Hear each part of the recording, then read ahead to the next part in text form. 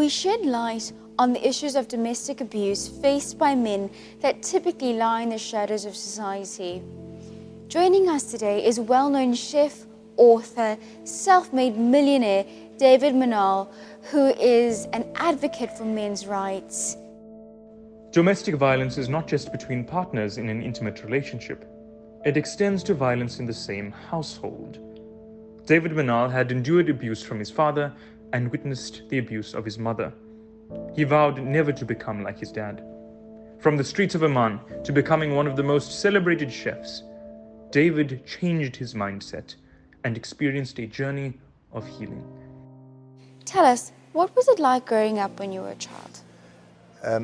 The type of abuse could be in different forms. It doesn't have to be a man against woman or woman against man. It could be a woman using a child to abuse the man, to get something out of him.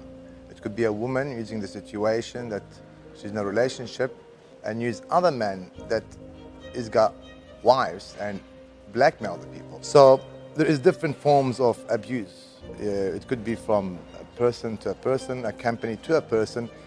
You can call it like people with money could abuse people with no money. Full stop. Looking at your story, you've had many challenges that you've faced. Take us through your journey.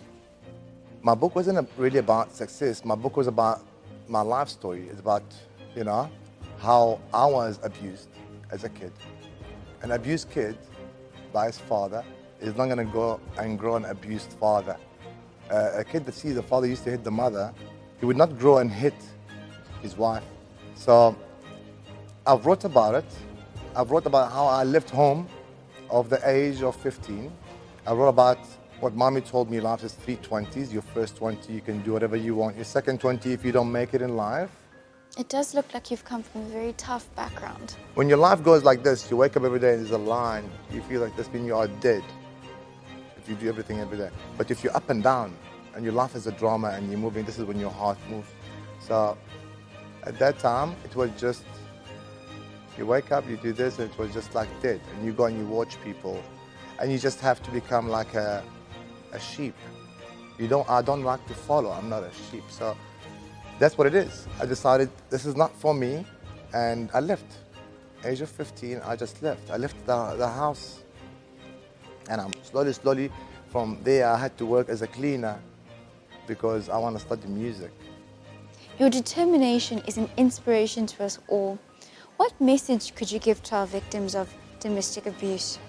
If you need to really success in life, you need to make sure that you have loyalty first.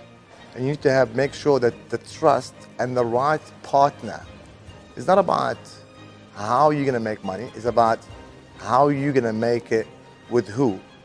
And are you going to grow people with you?